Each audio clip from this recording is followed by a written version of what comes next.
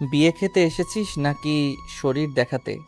শরীর দেখানোর ইচ্ছে হলে রাস্তায় যেয়ে দেখা, কোনো ভদ্র বাড়িতে এসব চলবে না। বলেই আমার চুল থেকে হেয়ার ব্যান্ড খুলে নিল। হুট করে এমন বাজে শব্দ কানে আসাতে পেছনে থাকা ব্যক্তিটির দিকে ঘুরে অবাক নেত্রে তাকিয়ে রইলাম। মুখ থেকে কোনো শব্দ বের হচ্ছে না, চোখ থেকে টুপটুপ করে অশ্রু ঝরতে লাগলো। চোখের পানি ফেললেই অসভ্যতা করার সার্টিফিকেট পেয়ে যাবি। ভাইয়া, তুমি এসব কি বলছো? এসব ন্যাকা কান্না বন্ধ কর। শরীর দেখিয়ে ছেলেদের আকৃষ্ট করার ধান্দা? কি বলছো? আমি এমন মেয়ে তোমার মনে হয়? তোর পিঠের মাঝ বরাবর জোড়া তিল আছে, বল আমি ভুল কিছু বলছি? সাথে সাথে বুকটা ধক করে উঠল। আর কোনো কথা না বলে দৌড়ে রুম থেকে চলে আসলাম। ঘৃণা হচ্ছে নিজের কাজের উপর, তার চেয়ে বেশি কষ্ট হচ্ছে ভাইয়া আমাকে এত বাজে মেয়ে ভাবে। লজ্জায় ঘৃণায় দু হাতে মুখ গুজে কাঁদতে কাঁদতে সোফায় বসে পড়লাম। মেঘ তিক্ত কথাগুলো বলে পূর্ণার দিকে তাকিয়ে আছে এক দৃষ্টিতে। এমন সময় কেউ মেঘের কাঁধে হাত রাখলো। পেছনে ফিরে দেখে রনিত। কি রে, তুই মেয়েটার সাথে এত বাজে বিহেভ কেন করলি? ভালোভাবে তো বলতে পারতি। কি করব বল, ও এমন এমন কাজ করে, আমি নিজের রাগ কন্ট্রোল করতে পারি না।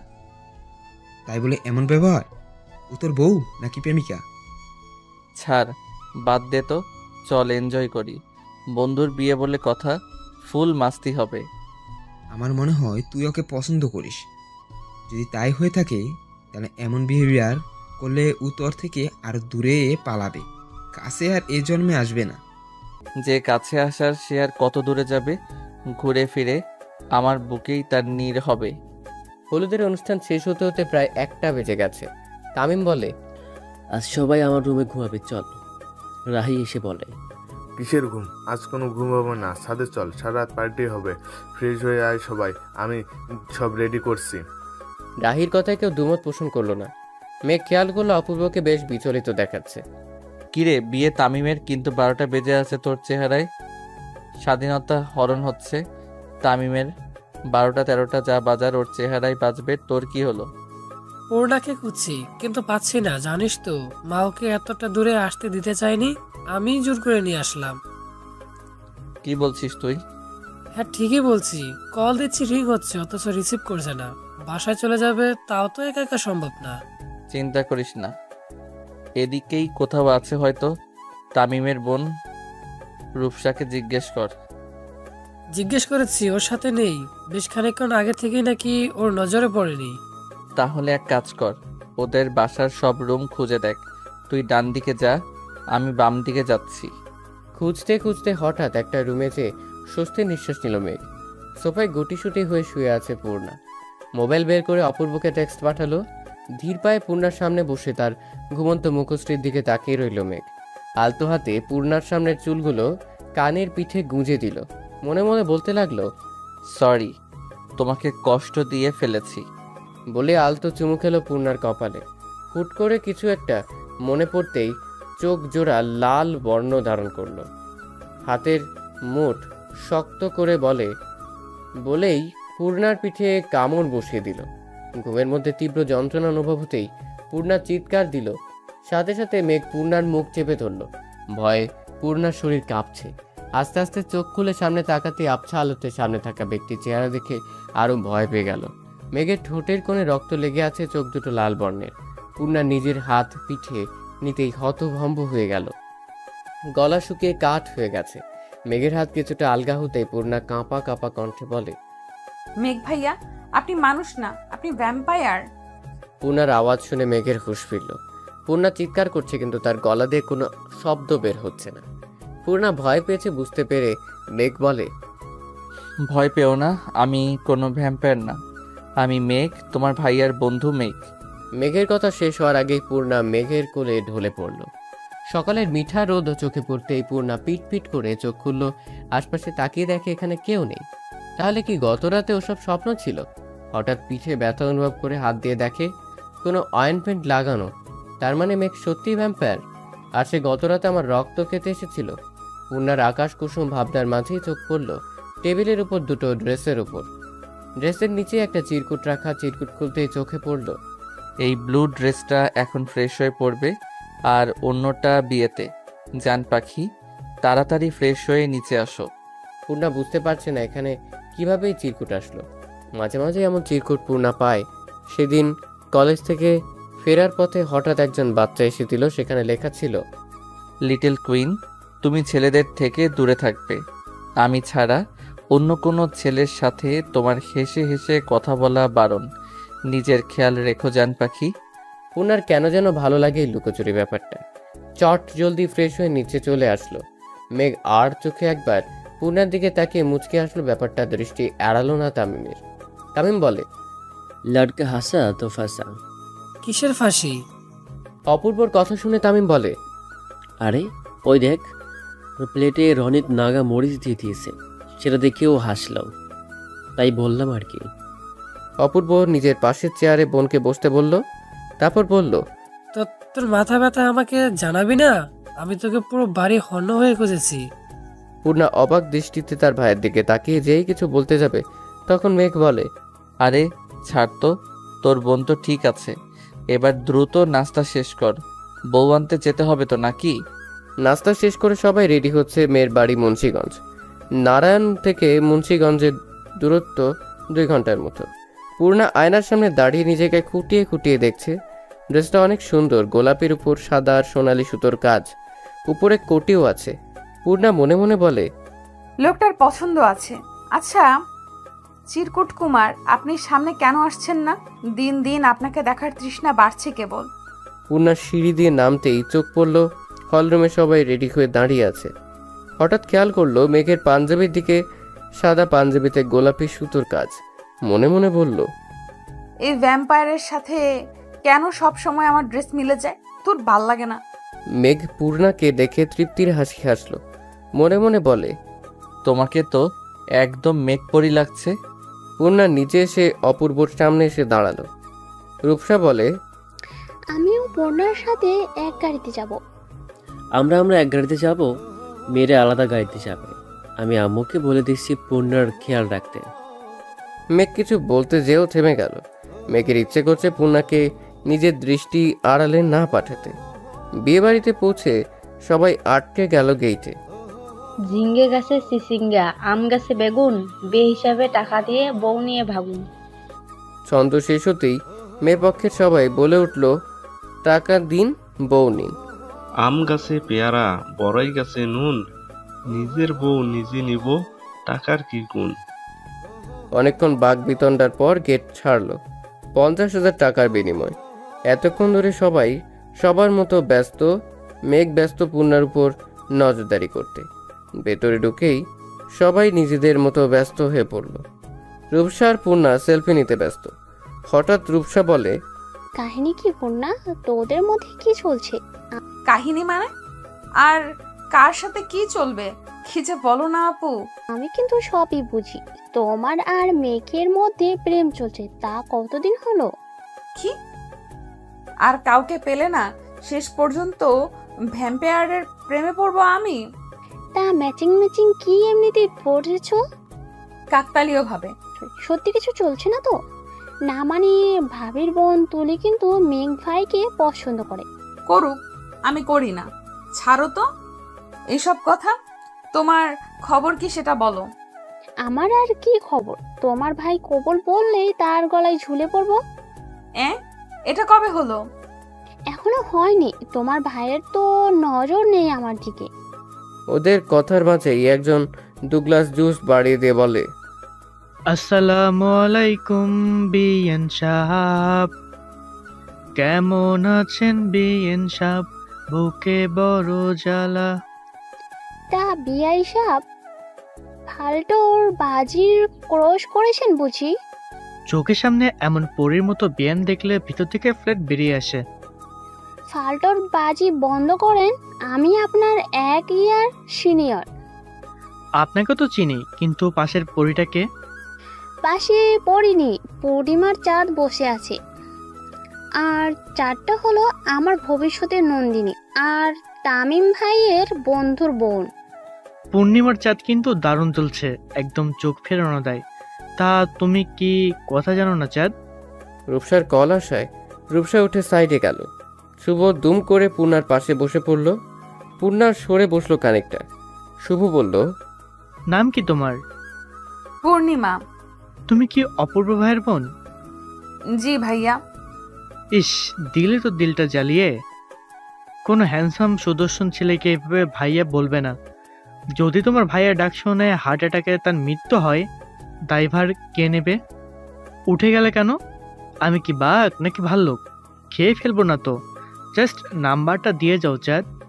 রূপসা ততক্ষণে ফিরে এসেছে। পেছন থেকে বলে, শুভ, আপনি অন্য রাস্তায় ধরুন, এ রাস্তায় কাঁটা বেছানো। কাটা তো ভালোবাসা দিয়ে সরিয়ে নিব। এবার কিন্তু বেশি হয়ে যাচ্ছে। রাগ করবে না বিএন সাহেবা, জাস্ট কিডিং। খেতে আসুন, এতক্ষণে বিয়ে পড়ানো শেষ। দূর থেকে দাঁড়িয়ে এসব দেখছে একজন। শার্টের দুটো বাটন খুলে দিয়ে নিজের হাত মুষ্টিবদ্ধ করে রাগ নিয়ন্ত্রণ করার চেষ্টা করলো। পূর্ণা রূপসা সামনের দিকে হাঁটছে। হঠাৎ মেঘ এসে বলে, পূর্ণা, একটু এদিকে আসো তো, তোমাকে অপূর্ব ডাকছে।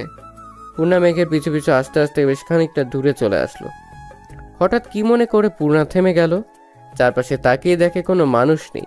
এক সারিতে কতগুলো গাড়ি রাখা। পূর্ণা ভীত কণ্ঠে বলে, ভাইয়া কোথায়? মেঘ পূর্ণার হাত টেনে গাড়ির সাথে চেপে ধরে। ভয়ে পূর্ণা চোখ বন্ধ করে নেয়।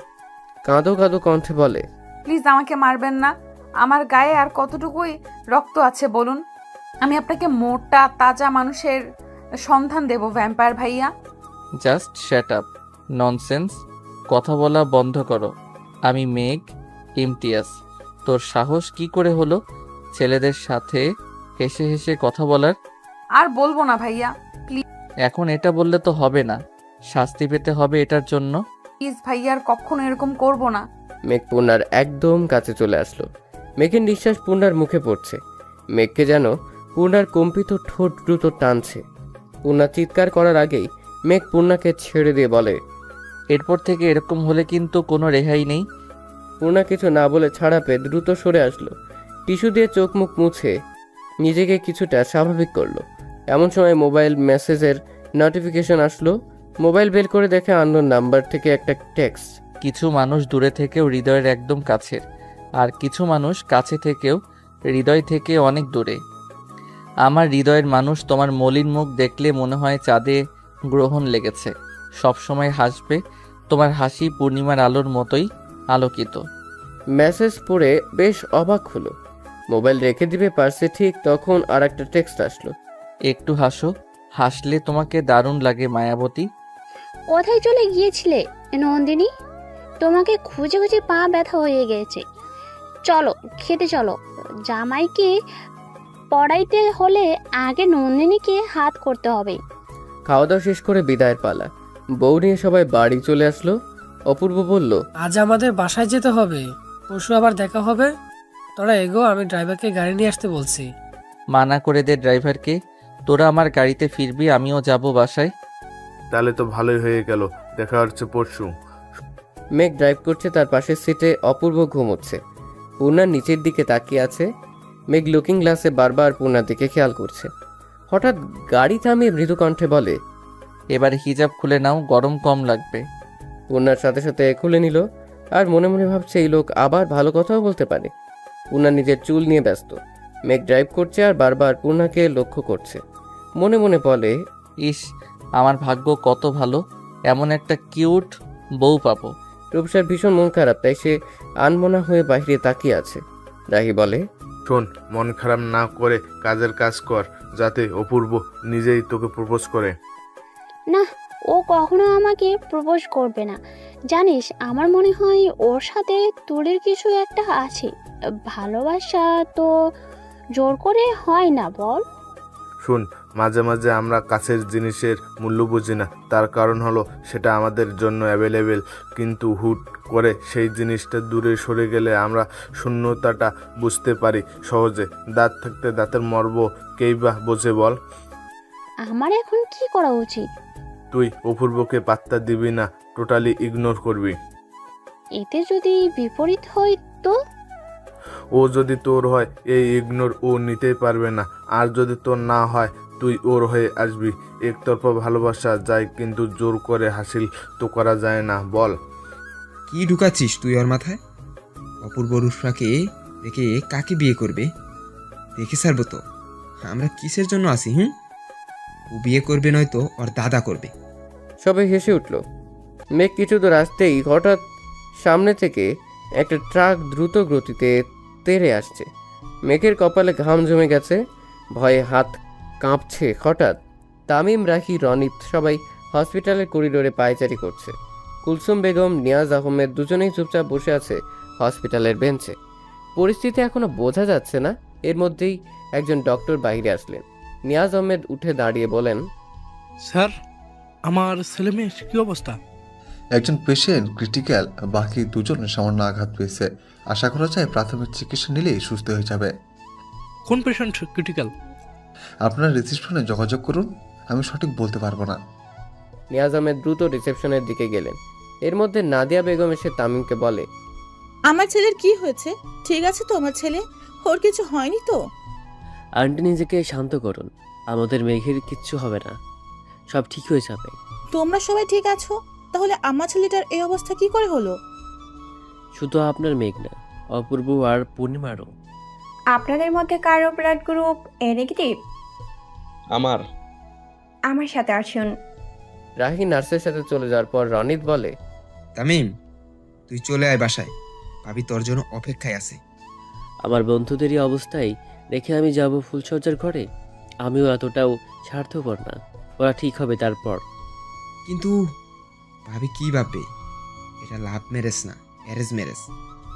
বিয়েটা তো সারা জীবনের সন্ধি, সে যদি পূর্ণরূপে আমার জীবনসঙ্গী হয়ে থাকে তাহলে আমার অবস্থা বুঝবে। রনিত আর কিছু বলল না, জানে এখন কোনো কথায় কাজ হবে না। তবে রনিত আর তামিমের কথা শুনে বেশ অবাক হলেন নাদিয়া বেগম। মনে মনে ভাবলেন, বন্ধু বুঝি পরিবারের অংশ, অথবা রক্তের সম্পর্ক না থাকার পরেও খুব কাছের কেউ। প্রায় 4 ঘন্টা পর জানা গেল অপূর্ব আর পূর্ণা তেমন কোনো বড় ধরনের আঘাত পায়নি। তবে মেঘের অবস্থা ক্রিটিক্যাল, মাথায় আঘাত লেগে রক্ত জমাট বেঁধে আছে মস্তিষ্কে। এই মুহূর্তে সেটার অপারেশন চলছে। একই বেঞ্চের দুই প্রান্তে বসে আছে কুলসুম বেগম আর নাদিয়া বেগম। কাছাকাছি, তবুও তাদের দূরত্ব 1000 কোটি মাইলে। নাদিয়া বেগমের চোখ থেকে অনবরত অশ্রু ঝরছে।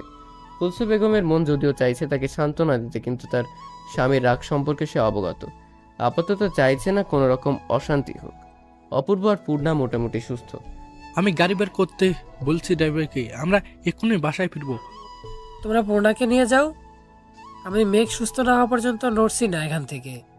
একদম এসব আমি সহ্য করবো না। এক্ষুনি এই মুহূর্তে আমার সাথে বাড়ি ফিরবে, এটাই ফাইনাল। আপনাদের পারিবারিক কী সমস্যা সেটা আমি জানি না, আর জানতেও চাই না। আপনাদের সেই সম্পর্কের কথা জানার আগেই মেঘ আমার বন্ধু, আর আমি ওকে এই অবস্থায় ফেলে রেখে আমার জীবন থাকতে যাব না। তাতে যদি কোনো দিন আপনার বাড়িতে জায়গা না হয় তাহলে রাস্তায় থাকবো, তবুও এই অবস্থায় মেঘকে রেখে যাব না। পূর্ণা গাড়িতে বসতেই তার কানে শুধু ভাসছে মেঘের বলা একটা কথাই, আমি তোকে ভালোবাসি পূর্ণা, আমি তোকে ভালোবাসি। যতক্ষণ মেঘের জ্ঞান ছিল ততক্ষণ মেঘ এই একটা কথাই আওড়াচ্ছিল। বাসায় এসে নিয়াজ আহমেদ একটা নাম্বার বের করে কল করলেন। রিং হতে হতে কেটে গেল, কেউ রিসিভ করছে না। পূর্ণা নিজের রুমে এসে শুয়ে রইল। চোখ বন্ধ করতেই চোখের সামনে ভেসে উঠল বিভৎস মুহূর্ত। হঠাৎ গাড়ির নিয়ন্ত্রণ হারিয়ে বৈদ্যুতিক খুঁটির সাথে ধাক্কা খায়। সাথে সাথে মেঘ ছিটকে বাহিরে পড়ে যায়। পূর্ণা এপাশ থেকে ওপাশে পড়ে মাথায় হাতে আঘাত পায়। অপূর্ব দরজা খুলে লাফ দিলে একটা দেয়ালের সাথে বাড়ি খেয়ে সেন্সলেস হয়ে যায়। শুধু পূর্ণার জ্ঞান ছিল, তবে এত রক্ত দেখে সহ্য করতে না পেরে সেও জ্ঞান হারায়। পূর্ণা চোখ বন্ধ করে বলে, আমি যে আপনাকে ভালোবাসি না মেঘ ভাইয়া, আমার ভালোবাসার অনুভূতি শুধুমাত্র চিরকুট কুমারের জন্য। আচ্ছা, আপনি কি জানেন না আমি অসুস্থ? আপনার এই চিরকুটের তৃষ্ণা হচ্ছে বেশ। নিয়াজ আহমেদ সোফায় বসে আছে, মাথায় হাত দিয়ে নিচের দিকে তাকিয়ে আছে। কুলসুম বেগম বলেন, অনেক তো হলো, এবার অন্তত পুরানো কথা ভুলে যাও। নিয়াজ আহমেদ উঠেই টেবিল থেকে ফুলদানি নিয়ে ছুঁড়ে ফেলে বলে, আমি নিজের সম্মানের কথা ভুলে যাব? আমি ভুলে যাব মাহমুদের জন্য আমার পরিবার কতটা অবনমিত হয়েছে? আমি কখনো ভুলবো না। কেউ না দিয়ে আমার কেউ না, ওর সাথে আমার কোনো সম্পর্ক নেই। প্রায় 8 ঘন্টা পর জ্ঞান ফিরল মেঘের। মেঘ দেখতে পেল নাদিয়া বেগম তার বেডের সামনে দাঁড়িয়ে আছে। মেঘ কিছু বলতে যাচ্ছিল, নার্স বলল, এখন কথা বলার চেষ্টা করবেন না, আর একটু সুস্থ হন তারপর কথা বলবেন। নাদিয়া বেগমের চোখ থেকে অনবরত অশ্রু ঝরছে। এর মধ্যেই বাহিরে চেঁচামেচির শব্দ শোনা গেল। নাদিয়া বেগম দ্রুত পায়ে বাহিরে আসলো। বাইরে এসে মাহমুদ সাহেবকে দেখে ভয় পেয়ে গেল। তুমি কি ভেবেছো তোমার ভাই আমার ছেলেকে হত্যা করার চেষ্টা করবে আর আমি বসে বসে আঙ্গুল চুষবো? শান্ত হও। আমার ভাই আর যাই হোক এমন জঘন্য কাজ কখনো করতে পারে না। এখনো ভাইয়ের গুণগান গাইছো? যদি প্রমাণ করে দিতে পারি তোমার ভাই এই কাজ করেছে, তাহলে কি তোমার ভাইয়ের বিপক্ষে সাক্ষী দিবে? ওই গাড়িতে তার নিজের 2 সন্তান ছিল, তাই আমার ছেলের জন্য না হোক নিজের ছেলে মেয়ের জন্য হলেও এমন কাজ কখনো করবে না। বোকা তুমি, এখনো বোকা। তবে মনে রেখো, এরপর আমিও কাউকে ছাড় দেব না। প্লিজ শান্ত হও, এটা হসপিটাল, এখানে আর কথা বাড়িও না। মাহমুদ সাহেব নাদিয়া বেগমের কাছে এসে কানের কাছে মুখ নিয়ে বলে, আমার ছেলের জীবনের সাথে যে খেলেছে তাকে তো এত সহজে ছাড়বো না, হোক সে তোমার বাপ কিংবা ভাই। আমার হাত একটুও কাঁপবে না। নাদিয়া বেগম নিশ্চুপ, তার কি বা বলার আছে সহ্য করা ছাড়া। এতক্ষণ অপূর্বকে খেয়াল না করলে হঠাৎ খেয়াল করে রাগে নিজের হাত মুষ্টিবদ্ধ করে নিল মাহমুদ সাহেব। নাদিয়া বেগম দ্রুত এসে মাহমুদ সাহেবের হাত আঁকড়ে ধরে বলে, দয়া করে এখন কোনো অশান্তি করো না। দেখতেই পাচ্ছ ছেলেটার হাতে আর মাথায় ব্যান্ডেজ করা। বড় সাপের দাঁত বিষ ভাঙতে হবে। আমার ছেলের আঘাতের বদলা ওর ছেলেকে আঘাত করেই নেব। অপূর্ব আগেই দেখেছে মাহমুদ সাহেবকে। মাহমুদ সাহেব প্রচণ্ড রাগী মানুষ, সে সম্পর্কে ধারণা আছে অপূর্বর। অপূর্ব কিছু ভাবছিল, তখন তামিম অপূর্বর দিকে ফোন বাড়িয়ে দিয়ে বলে, তোর বউকে সামলা, আমার মাথা খেয়ে ফেলছে। ভাই একবার তোর কণ্ঠ শুনিয়ে মেয়েটাকে ঠান্ডা কর, নয়তো ওর সাথে আমাকেও পাগল বানিয়ে ছাড়বে। মানুষের ন্যূনতম কমন সেন্স থাকে, তোমার কি তাও নেই? দেখছো আমরা কত টেনশনে আছি, তবুও বিরক্ত করেই যাচ্ছ। আমি বেঁচে আছি, এবার ঘুমাও। রূপসা নিঃশব্দে গল কেটে দিল। চোখ থেকে অবাধ্য নোনা জলগুলো বেহায়ার মতো গড়িয়ে পড়ছে। আমি বুঝি না, তোরা যাকে ভালোবাসিস তার সাথে এই রুট বিহেভিয়ার কেন করিস? তোরা মানে? আর কার প্রেম চলছে? মাথা ঠিক নেই, তাই তুই বলতে চেয়ে তোরা বলে ফেলেছি। কিন্তু কথা যেটাই হোক, এমন বিহেভ করার কোনো মানে নেই। কিছু অনুভূতি প্রকাশ করতে নেই। এখন কাঁদতে কাঁদতে ঘুমাবে, আর প্রশ্রয় দিলে 10 মিনিট পর পর কল দিবে। নিজেও শান্তিতে থাকবে না, আর আমাকেও না। এরপর জীবন চলছে স্রোতের মতো। প্রায় কেটে গেছে 3 মাস। এতদিনে একবারও কোনো রকম চিঠি বা টেক্সট আসেনি। পূর্ণা আনমনে হাঁটছিল ফুটপাত ধরে। খানিকটা পথ হেঁটে এসে রিক্সা নিল। রিক্সা কিছু দূর আসতেই চোখ পড়ল ফুটপাতে দাঁড়িয়ে একটা মেয়ের সাথে কথা বলছে। কি হলো জানা নেই, তবে হুট করে পূর্ণিমার মন খারাপ হয়ে গেল। মনে মনে বলছে, ছেলে মানুষ কি এমনই? এই মাসখানেক আগে আমাকে প্রপোজ করলো, আমি রাজি হইনি, আর সাথে সাথে আরেক মেয়ে ঠিক করে নিল।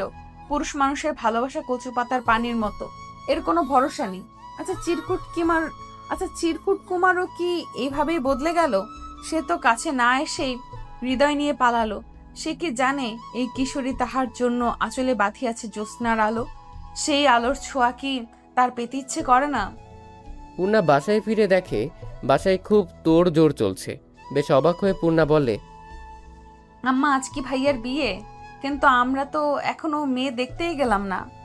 তোকে বিদায় না করে দিয়ে বিয়ে করবো নাকি? তোকে দেখতে আসছে। হ্যাঁ, আমাকে দেখতে আসছে মানে? আমি কি হাটের গরু নাকি চাইলে দেখা যাবে? তুই গরু না, গাবি। এবার ফ্রেশ হয়ে কিছু খেয়ে রেডি হ, ওনারা চলে আসবে কিছুক্ষণের মধ্যে। ভাইয়া আম্মু এসব বিয়ে টিয়ে আমি করব না। সামনে আমার পরীক্ষা, কই পড়ার জন্য প্যারা দিবা তা না, উল্টো বিয়ের জন্য প্যারা দিচ্ছ। আমি এত তাড়াতাড়ি বিয়ে টিয়ে করবো না, বলে দিলাম। অপূর্ব যা বলেছে তাই করো। ছেলে ভালো, ছেলের পরিবার ভালো, তাই আমরা দ্বিমত করিনি। আর দেখতে আসলেই বিয়ে হয়ে যাবে না, এটা প্রাথমিক দেখা। তারপর আমরা আরও খোঁজ খবর নেব। সব ঠিক থাকলে তবেই বিয়ে। নাদিয়া বেগম রান্না করছিলেন। এমন সময় মাহমুদ সাহেব এসে বললেন, তোমার ছেলের ভিসা প্রসেসিং শেষ, এবার তাকে বুঝাও আমি যা বলেছি সেটাই শেষ কথা। আমি কাউকে কিচ্ছু বোঝাতে পারবো না। তোমার আর তোমার ছেলের যা খুশি করো। আমি আর অন্তরা বরং তোমাদের ছেড়ে চলে যাই। রোজ রোজ এই অশান্তি আমার ভালো লাগে না। ভাইকে দেখে মুখে বুলি ফুটেছে, এত কথা আমি বুঝি না। তোমার ছেলেকে কিভাবে বোঝাবে সেটা তোমার ব্যাপার। ছেলের বাপ তো আর এক বেড়া, ছেলে আমার একার না। আর তোমার যেমন তেজ, ছেলের কি কম হবে? ছেলের আরো কয়েক কাঠি বেশি। আমিও দেখবো ওই নিয়াজ আহমেদের মেয়ে আমার ঘরের বউ হয়ে কিভাবে আসে। তুমি কি অতীত ভুলে গেছো? আমি যেভাবে তোমার ঘরে এসেছি সেভাবে আসবে। কিছুতেই আমি ওই মেয়েকে এ বাড়িতে আসতে দেবো না। দরকার বললে খুন করব, তবু আসতে দেবো না। মানুষ বয়স হলে একটু নরম হয়, এখন সেই যৌবনকালের মতো তেজ আর জেদ দেখাচ্ছ। আমি কাউকে কিছু বলবো না, তোমাদের যার যেটা খুশি করো। অন্তরা ভার্সিটি থেকে ফিরে বাবা মায়ের ঝগড়া শুনে বলে, বাবা আমি হোস্টেলে থাকবো। ভার্সিটি এত কাছে, এরপরও হোস্টেলে থাকবে মানে? মানে খুব সোজা, রোজ রোজ তোমার ঝগড়া দেখতে দেখতে বিরক্ত। তুমি বলতে পারবে শেষ কবে মায়ের সাথে ঠান্ডা মাথায় কথা বলছো? শেষ কবে তোমরা দুজনে আনন্দে ছিলে? সব মানুষ একটু শান্তি চায়। সারাদিন ইউনিভার্সিটি কোচিং সব শেষ করে বাসায় এসে তোমাদের অশান্তি দেখতে হয়। এইসব আর ভালো লাগছে না। এই যে হোস্টেলে থাকবো সেটাই ভালো। তুই রুমে যা মা, আমি তোর জন্য ঠান্ডা ঠান্ডা শরবত করে নিয়ে আসি। মা কতদিন এসব সহ্য করবে? এসব সহ্য করার জন্য নিজের পরিবার ছেড়ে এসেছিলে? মারে, নিজের সংসার যেদিন হবে সেদিন বুঝবি কেন সহ্য করি। মা এসব আমার আর ভালো লাগে না। সবার কি সুন্দর হ্যাপি ফ্যামিলি, আর আমার পরিবারে সবসময় অশান্তি। ওসবে নজর দিস না, তুই তোর মতো হ্যাপি থাক। আম্মু আজ তোমাকে নিয়ে বিকেলে বের হব, রেডি থেকো। কই যাবি? ঘুরবো, খাবো, আনন্দ করব। আচ্ছা তাই হবে, এবার যা ফ্রেশ হ, আমি জুস নিয়ে আসছি। নাদিয়া বেগম অন্তরাকে জুস দিয়ে নিজে রুমে গেলেন। মাহমুদ সাহেব নাদিয়া বেগমকে দেখেই বলে, তুমি তো এটাই চেয়েছিলে। কিসের কথা বলছো? ছেলে মেয়েকে আমার থেকে দূরে সরিয়ে দিয়েছো, ওরা নিজের বাবাকে ঘৃণা করে, অপছন্দ করে। এসব তুমি কি বলছো? তোমার জন্য আমি নিজের সব ছাড়লাম, আর তোমাকে আমি তোমার সন্তানদের থেকে দূরে সরিয়ে দিব? ওরা তোমার নিজের সন্তান, কিন্তু তোমার কিছু ভুলে এই দূরত্ব তৈরি হয়েছে। কতবার বলেছি ছেলে মেয়ের সামনে কোনো রকম তর্ক করবে না। ওরা বড় হয়েছে, এখন সবটা বুঝতে শিখেছে, এখন আর ছোট নেই, তাই আমাদের এখন বুঝতে হবে ওদের। মেঘ একটার পর একটা সিগারেট শেষ করছে। অর্পা এসে মেঘের হাত থেকে সিগারেট নিয়ে ফেলে দিয়ে বলে, তোর কি দেবদাস হওয়ার শখ জেগেছে? তাহলে এখানে বসে না থেকে কোনো বারে যা। অর্পা, তুই তোর কাজে যা, আমাকে ডিস্টার্ব করিস না। করব, 100 বার করব। তুই কি দেখতে খারাপ নাকি? তোর কোন দিক দিয়ে কমতি আছে? তাহলে কেন একটা মেয়ের জন্য নারায়ণগঞ্জের দেবদাস হচ্ছিস? মেঘের কমতি নেই, তবে যাকে ভালোবাসি তার কমতি আছে। আমি নিজের ভালোবাসার মানুষকে অন্যের হতে কিভাবে দেখব? ইয়ার বাদ দে না, একটা যাবে আরেকটা আসবে, আবার কারো প্রতি ভালোবাসা জন্মাবেই। ভালোবাসা এত সহজ না, প্রেমে পড়া সহজ। প্রেম বারবার আসে, কিন্তু ভালোবাসা একবার আসে আর নিঃস্ব করে দিয়ে যায়। তোর যা ইচ্ছে কর, কিন্তু কোনো রকম নেশা করা চলবে না। এক কাজ কর, তোদের সব ফ্রেন্ডদের নিয়ে ট্যুরে যা। তুই শ্বশুরবাড়ি কবে যাচ্ছিস? তোদের বাসায় যাইনি, খবর পেয়ে তোকে দেখতে আসলাম। আমি শ্বশুর বাড়িতেই ভালো আছি। দেখলি, তুইও ওই বাসায় যেতে চাইছিস না, অথচ মেয়েরা বিয়ের পর বাবার বাড়িতে যাওয়ার জন্য পাগল থাকে। ভাই তুই ওঠ আর বাসায় যা, নয়তো তামিম, রাহি, রনিত কারো বাসায় যা। বাসায় যেতে পারি এক শর্তে। কিসের সত্য? তুই আমার কলিজার টুকরো আয়রাকে নিয়ে বাসায় আসলে তবেই যাব। তাহলে আমার সাথেই চল, আয়রা গাড়িতেই আছে। চল তাহলে, আর দেরি কিসের? জানিস আমার মন টানে না তা কিন্তু নয়, আমারও ইচ্ছে করে বাসায় আসতে, কিন্তু বাসায় এত ঝগড়া দেখতে ইচ্ছে করে না। এত সুন্দর সুখী ফ্যামিলি, তবুও রোজ রোজ অশান্তি। আর তুই ভালোবাসার আর মানুষ খুঁজে পেলি না। এই সম্পর্ক কখনো পূর্ণতা পাবে না। ওর বাবা আর আমার বাবা সাপ আর বেচি। আমার কি দোষ বল? আমি কি জানতাম নাকি বাবার জাতশত্রুর মেয়েকে মন দিয়েছি? একটা কথা বল, এখানে মামার রাগ দেখানো মানা চাই। তাদের এত অসম্মান হয়েছে, কিন্তু বাবার রাগটা বেমানান। নাকও কাটালো আবার রাগও দেখায়। তার কি উচিত ছিল না মামা আর নানা ভাইয়ের কাছে ক্ষমা চাওয়া? অথচ এখনও কত ইগো ধরে বসে আছে, আর আম্মুর সাথে রোজ রোজ সেটা নিয়েই ঝগড়া। আর ছোটবেলায় কি বলেছে, আম্মু নাকি অনাথ। মাঝখান থেকে আমারও নানা বাড়ির আদর থেকে বঞ্চিত হলাম। জানি না কি হবে ভবিষ্যতে, তবে পূর্ণাকে না পেলে আমি দেবদাস হব।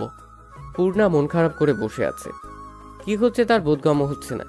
কথা নেই বার্তা নেই, হুট করে দেখতে চলে আসছে অপূর্ব পূর্ণার রুমের দরজায় নক করে বলে, কিরে আসবো? পূর্ণা কোনো উত্তর দিল না। আচ্ছা চলে যাচ্ছি। আসো। মন খারাপ কেন করেছিস? তোর কি কোনো পছন্দ আছে? থাকলে আমাকে বল, আমি খোঁজ নিয়ে দেখি ছেলে কেমন। পূর্ণা মনে মনে বলে, যাকে মন দিয়েছি তাকে তো নিজেই চিনি না।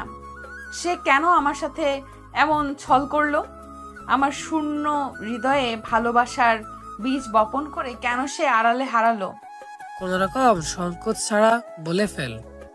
আমাদের কাছে সবার আগে তোর খুশিটা ম্যাটার করে। নেই, আমার কোনো পছন্দ নেই। তবে আমি বিয়ে করতে চাইছি না এত তাড়াতাড়ি। এতটুকুই কারণ? সত্যি কোনো পছন্দের মানুষ নেই তো? হ্যাঁ আছে। কে সে? নাম কি? কিরে কোথায় থাকে? একসাথে এত প্রশ্ন জিজ্ঞেস করলে কিভাবে বলবো? আচ্ছা ধীরে ধীরে বল। আমার না রণবীর কাপুরকে পছন্দ। তুমি আলিয়ার থেকে কেড়ে আমাকে এনে দাও, নয়তো পাকিস্তানের বিলালকে এনে দাও। একটা হলেই চলবে। তবে রে পাদর কোথাকার। ভাইয়া আমি এত তাড়াতাড়ি বিয়ে করতে চাইছি না। যদি বিয়েই দিবে তাহলে সায়েন্স নিয়ে কেন পড়ছি? আমি কিছু করতে চাই, ওই সুযোগটুকু দাও আমাকে। আতিফ ভালো ছেলে, আর তাছাড়া আঙ্কেলের সাথে বাবার সম্পর্ক ভালো তো, তাই মানা করতে পারিনি। তবে তুই না চাইলে বিয়ে বাতিল। তার আসছে আসুক, কিন্তু বিয়েটি হচ্ছে না। সত্যি সত্যি তুই আমাদের প্রিন্সেস, তাই তোর খুশি সবার আগে। অপূর্ব চলে যেতেই পূর্ণা বলে, আপনাকে খোঁজার জন্য চেষ্টা করব চিরকুট কুমার। খুঁজে না পেলে বাবা মায়ের পছন্দে যে কাউকে বিয়ে করে নেব। পূর্ণার ভাবনার মাঝেই পরপর মেসেজ নোটিফিকেশন বেজে উঠল। পূর্ণার হৃৎপিণ্ড যেন দ্রুত চলাচল করা শুরু করলো। কোনো মতে মোবাইলটা হাতে নিয়ে টেক্সট বক্স ওপেন করলো। তুমি খুব সহজে অন্যের জন্য নিজেকে গুছিয়ে নিলে। আচ্ছা, আমার জন্য কি তোমার বিন্দু পরিমাণ ভালোবাসা জন্মায়নি? তবে তুমি সুখে থাকলে আমার কোনো আপত্তি নেই, কারণ আমি দূর থেকে তোমাকে ভালোবাসি। হয়তো কাছ থেকে তুমি অন্য কাউকে ভালোবাসো। ভালো থেকো আমার আধার রাতের পূর্ণিমা। পূর্ণিমা মোবাইল রেখে দিয়ে বলে, সাহস করে সামনে আসে না, আবার টেক্সট। আবার পূর্ণিমার ফোনটা সশব্দে বেজে উঠল। এবার কল এসেছে। পূর্ণা সাথে সাথে রিসিভ করলো। রিসিভ করে কানের সামনে তুলেই বলে, আড়ালে থাকলে তো হারাতেই হবেই, পেতে হলে কাছে আসতে হবে। ওপাশ থেকে কেউ কর্কশ কণ্ঠে বলল, তোর সাহস কি করে হয় অন্য ছেলের জন্য সাজার? তুই আমার মানে শুধুই আমার। পাখা গজিয়েছে তোর, কিভাবে পাখা ছেটে দিতে হয় তা মেঘের জানা আছে। মেঘ ভাইয়া তুমি? কেন, তোর কি আর কোনো আশিক আছে? তুই কি তাকে ভেবেছিলি? শোন পূর্ণা, তুই যদি ওই ছেলের সামনে যাস তাহলে তার শাস্তি ভালো হবে না, এই বলে দিলাম। আমার বউকে এভাবে কেউ দেখতে পারবে না। তুই কিভাবে কি করবি সেটা তোর ব্যাপার। মনে রাখিস, মেঘের রাগ কিন্তু ভয়ঙ্কর। একবার গর্জে উঠলে তোকে ছাড়খাড় করে দেবে। কথা শেষ করে খট করে ফোন কেটে দিল। পূর্ণা আয়নার সামনে দাঁড়িয়ে বলে, কি করবি তুই আমাকে? ভ্যাম্পায়ার তোকে আমি ভয় পাই নাকি? এবার কিছু করতে আসিস একদম সানডে মানডে ক্লোজ করে দেব। আমার নাম পূর্ণিমা। আমি কাউকে ভয় পাই না, কিন্তু সত্যি সত্যি যদি কামড় দেয় তখন, বা আমার ঘাড় মোটকে নেয় তো? এখন আমি কি করব? থুর, এখন আর আমাকে কোথায় পাবে? বেহুদাই আকাশ কুসুম ভাবছি। আতিফ সোফায় বসে আছে, পাশে তার বাবা মা বোন। নিয়াজ সাহেব বললেন, আমার মেয়ে কিন্তু বাচ্চা, ওকে বউ করে নিলে আপনারও খেয়াল রাখতে হবে। কিচেনের কোনো কাজ পারে না। সমস্যা নেই, আমাদের বাসার কাজের মানুষ আছে, আমি আছি, ওর কিচ্ছু করতে হবে না। আর মেয়ে মানুষ বিয়ের পর সংসারই শিখে যায়। সবাই তো আর সব শিখে শ্বশুর বাড়িতে আসে না। তা পূর্ণিমা কোথায়? ওকে দেখছি না তো, ডাকুন। এটা তুই কি ড্রেস পরেছিস? বাচ্চা দেখা যাচ্ছে। শাড়ি পর। শাড়ি কি মুড়ির মোয়া? ধর খা, আর খাওয়া হয়ে গেল। শাড়ি পরতে বহুত টাইম লাগে। আর শোনো, এটা হলো গাউন, এটাতে বাচ্চা লাগবে কেন? বিউটি কুইন লাগছে। উফ, আমি এত সুন্দর কেন? ওই পেতনি তাড়াতাড়ি চল, মাথায় কাপড় দে। শোনো ছেলে, আমার পছন্দ না হোক, শুনেছি তাদের একটা মেয়ে আছে, তাকে তুমি পছন্দ করে নিও। একটা না হলে আরেকটা। একদম কথা বলবি না, নিচের দিকে তাকিয়ে থাকবি। তোর কথা বলার দরকার নেই, যা বলার আমরা বলবো। সত্যি কোনো কথা বলবে না? না, বলবি না। তোর যে টেপ রেকর্ডার একবার চালু হলে আর বন্ধ হবে না, তাই চুপ থাকাই ভালো তোর জন্য। পূর্ণা সে সিঙ্গেল সোফায় বসলো, চেহারা অর্ধেক ওড়না দিয়ে ঢাকা। নাম কি তোমার? পূর্ণা কোনো উত্তর দিল না। যা জিজ্ঞেস করছে পূর্ণা চুপ করেই রইল। ইয়াসমিন বেগম কাল বিলম্ব না করে দ্রুত বের হয়ে চলে গেলেন। ওনারা বের হতেই নিয়াজ সাহেব রাগান্বিত হয়ে বলেন, এসব কি ছিল পূর্ণা? আমাকে অপমানিত করার প্ল্যান করছো মা, মেয়ে মিলেই? বাবা, আমি পূর্ণাকে বলেছিলাম চুপ থাকতে। ও তো একটু বেশি বকবক করে এর জন্য, কিন্তু ও যে কথাই বলবে না সেটা বুঝতে পারিনি। বাহ, তোমাদের যার যা ইচ্ছে করো। আমি কে? আমি তো খারাপ একটা লোক। মেয়েকে জোর করে বিয়ে দিতে চাচ্ছি, ছেলেকে শত্রুর ছেলের সাথে বন্ধুত্ব করতে মানা করছি। আমি না হতে পারলাম ভালো ছেলে, আর না ভালো হাজবেন্ড, আর না পারলাম আদর্শ পিতা হতে। খুব অসাধারণ ব্যর্থ একজন মানুষ আমি। তোমরা সেটা পদে পদে মনে করিয়ে দাও। তোমরা সবাই কি চাও আমাকে বলো। আমি তোমাদের নামে সব সম্পত্তি লিখে দিয়ে তোমাদেরকে মুক্তি দিয়ে চলে যাব, যেদিকে দুচোখ যায়। কথা শেষ করে নিয়াজ সাহেব বাসা থেকে বের হয়ে গেলেন। কুলসুম বেগম অপূর্বকে বললেন, পূর্ণা না হয় অবুঝ, তুই তো অবুঝ না অপূর্ব। তুই কি করে এটা করতে পারলি? বিয়ে কি হয়ে যাচ্ছিল? জাস্ট দেখতে আসছে। তোর বাবার মাথা ঠান্ডা হলে বুঝিয়ে বললে সে নিজেই মানা করে দিত। তার ভেতরে কি চলছে আমি জানি। সে ভয় পাচ্ছে পূর্ণাকে না আবার মেঘ বিয়ে করে নেয়। সে আজ পর্যন্ত আমাদের সাথে কখনো বাজে বিহেভিয়ার করেনি, কখনো একটা ধমক পর্যন্ত দেয়নি। তোদের এই পৃথিবীর সব সুখ দেওয়ার চেষ্টা করেছে। কোন দিক থেকে কম করেছে? ওই মানুষটা তোর বাবা, যার হাত ধরে চলতে শিখেছিস। ওই মানুষটা আছে বলেই সমাজে মাথা উঁচু করে বেঁচে আছিস। তোদের যা যা খুশি কর, আমাদের কথা তোদের ভাবতে হবে না। এখন বড় হয়ে গেছিস, নিজের ভালো নিজেরা বুঝতে শিখেছিস। ভাইয়া, এটা একটু বেশি হয়ে গেল না? মাঝে মাঝে লিমিট ক্রস করতে হয়। আর কি একটা ক্যাচাল মেঘকে নিয়ে। মেঘের মতন ছেলের জন্য মেয়ের অভাব পড়েছে। একজন সুদর্শন সদ্য আইপিএস অফিসার পদে জয়েন করা একটা ছেলের পিছনে কত মেয়ে লাইন দিয়ে বসে আছে। ছাড়ো তো তোমার বন্ধুর গুণগান। যাও বাবাকে নিয়ে আসো, আমি বাবার পছন্দের খাবার রান্না করছি। সবার আগে বাবার রাগ ভাঙাতে হবে। আচ্ছা, বাবা কেন বলল আমি রান্না করতে পারি না? আমার তো রান্না করা পছন্দের কাজ। ইনফ্যাক্ট রান্নাটা দারুণ করি। এসব বুঝলে তুই তো আর মাথা মোটা হতি না। সর, যা, সব রেডি কর, আমি বাবাকে নিয়ে আসছি। অর্পাকে দেখে নাদিয়া বেগমের চোখে অশ্রু চলে আসলো। ছোট আয়রা ছুটে নাদিয়া বেগমের কাছে এসে বলে, অনানুমনি, দেখো আমি চলে আসছি। নাদিয়া বেগম আয়রাকে কোলে তুলে চুমু খেলেন। আয়রা বলে, তুমি খুশি হওনি নানুমনি? হ্যাঁ, ভীষণ খুশি হয়েছি। এত খুশি হয়েছি যা ভাষায় প্রকাশ করা যাবে না। কেমন আছো মা? তোরা যেমন রেখেছিস। মা, সব দোষ কি আমার ছিল? বাবা যদি রানিককে মেনে নিত তাহলে কি আমাকে এই পদক্ষেপ নিতে হতো? সব মানুষ তো স্বর্ণে চামচ মুখে দিয়ে দুনিয়ায় আসে না। অধিকাংশ মানুষ কষ্ট করে নিজের অবস্থান পরিবর্তন করে। মা, টাকা পয়সা সবসময় মানুষকে সুখী করতে পারে না। ভালোবাসা ছাড়া সংসারে কোনো প্রাণ থাকে না। আমার অদ্ভুত লাগে তোমাদের এইসব বোঝাতে। আচ্ছা, তুমি তোমার পরিবারের একমাত্র মেয়ে, তবুও কেন বাবার মতো একজন সাধারণ ঘরের ছেলের হাত ধরে নিজের সব আরাম আয়েশ ছেড়ে এসেছ?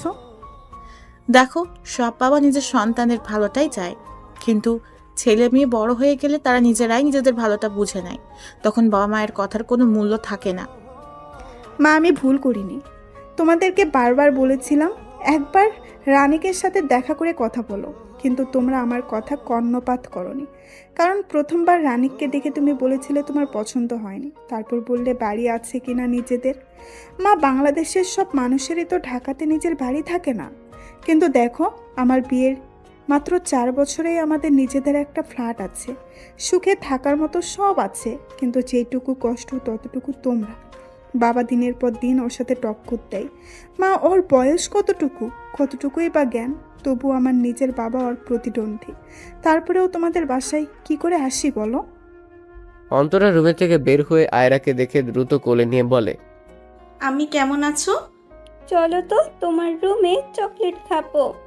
চলো আমি। অন্তরা আর আয়রা রুমে চলে গেল। মেঘ বলে, অর্পা, এসব পুরনো কাহিনী বাদ দে, যা নিজের রুমে যে ফ্রেশ হ।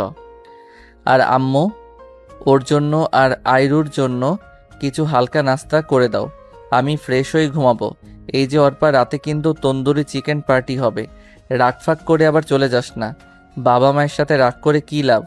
এর চেয়ে আয়রাকে যেমন ভুল করলে ক্ষমা করে দিস, তাদেরকেও ক্ষমা করে দে। অর্পা কথা না বাড়িয়ে নিজের রুমে গেল। মেঘ নিজের রুমে এসে শার্ট খুলে বিছানার উপর রাখলো, প্যাড খুলে 3/4 প্যাড পরলো, বেডে সোজা হয়ে শুয়ে পড়লো। হঠাৎ মনে পড়লো পূর্ণার কথা।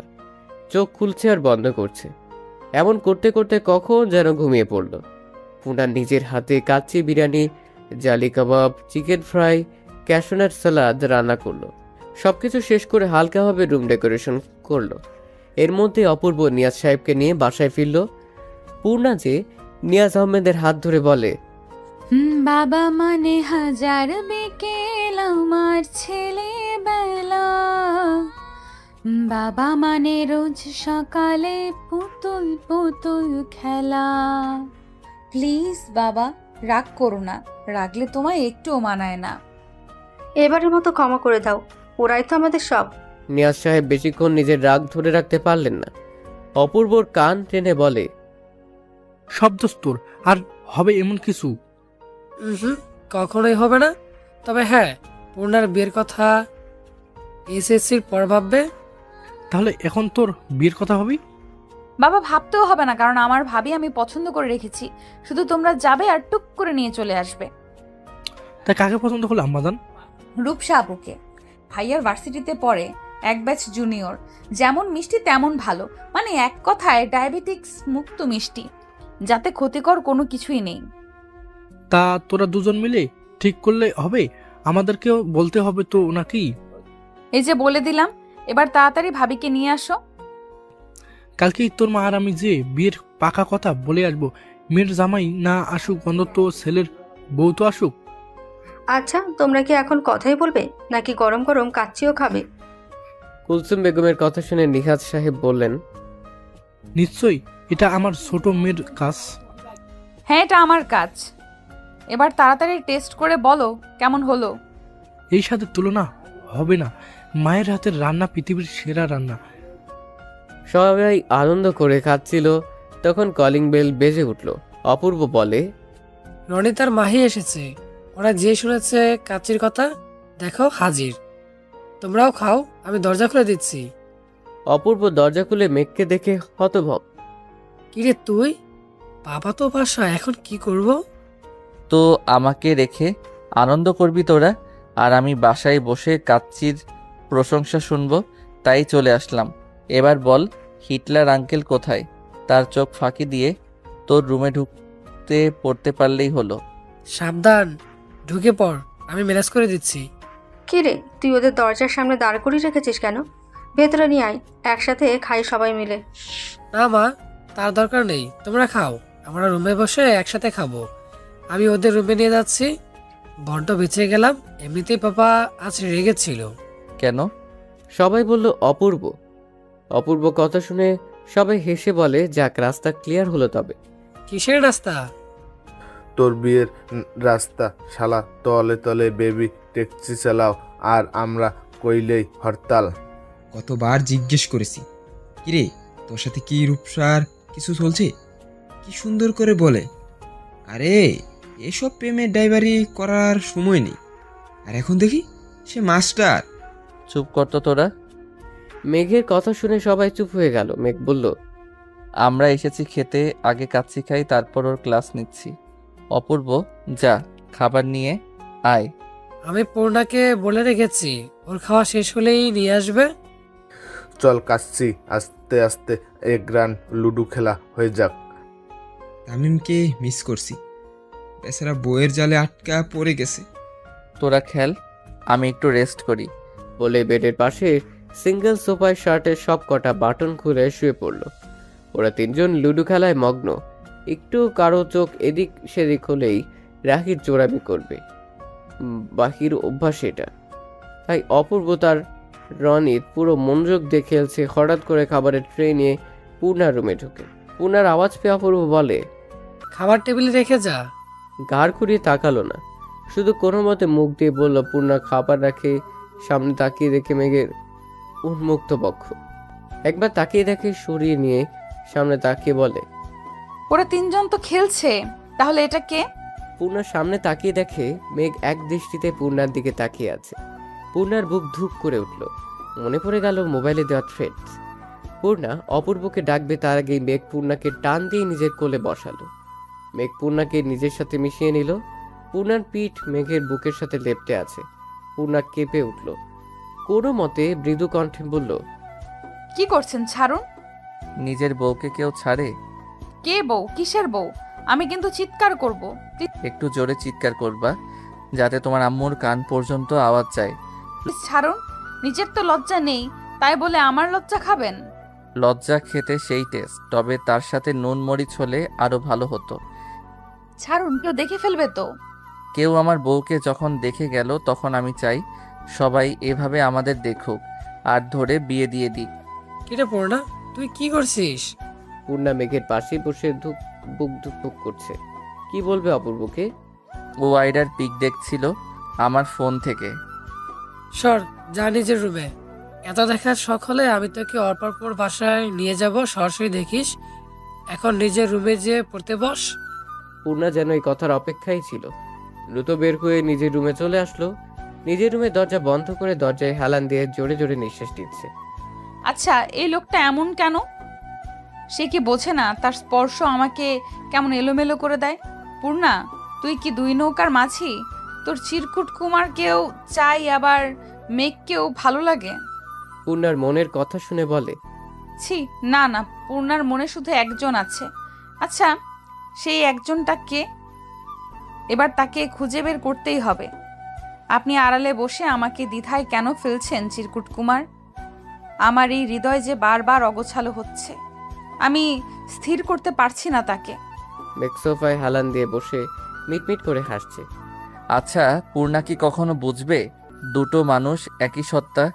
বুঝলে কি ও নিজে থেকে আমাকে ভালোবাসবে, নাকি ভুল বুঝে সরে যাবে? সরে আর কই যাবে? ভালো যখন বেসেছি, তুলে নিয়ে বিয়ে করব। পূর্ণা শুয়ে আছে, মনের মধ্যে কেমন একটা অস্থিরতা। হঠাৎ মেসেজ টোন বেজে উঠল। মোবাইল হাতে নিয়ে মেসেজ ওপেন করে দেখে, তুমি আমার সদ্য ফোটা বেলি, যার শুভ্রতা আর মাতাল করা ঘ্রাণে রোজ মরি আমি। পরপর আরো 3টে টেক্সট আসলো। পূর্ণা রিপ্লাই করলো, আড়ালে স্বপ্নের জাল বুনলে সে স্বপ্নও পূর্ণতা পায় না। ভালোবাসলে দূর থেকে নয়, কাছে এসে বলতে হয় ভালোবাসি প্রিয়। আপনার প্রতি অনুভূতিকে আমি ভালোবাসা বলবো নাকি ভালো লাগা জানা নেই, তবে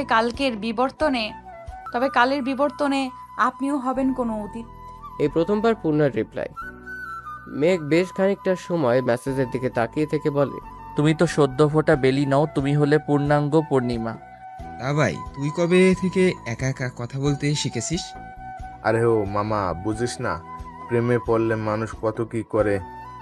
থাম তোরা, দেখ তো ওর মাথায় কোনো গন্ডগোল আছে নাকি?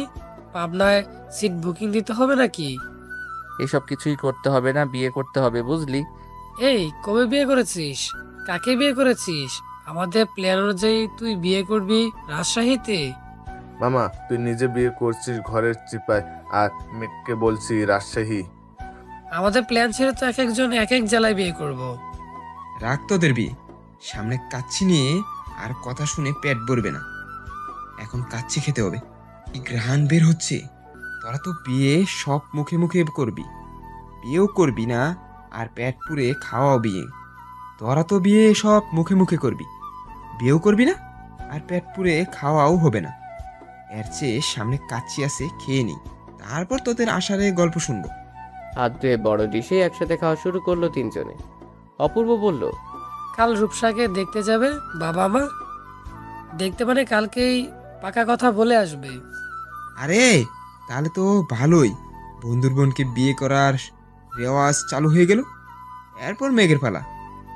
মেঘের পালা মানে?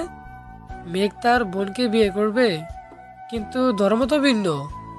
রনিতের করা ঝাড় ও কি বলতে কি বলে ফেলে। ফাইনালি তোর আর রূপসার বিয়েটা হচ্ছে। এরপর রূপসা আর তোর কি ক্লাসটা নেবে সেটা ভাবছি।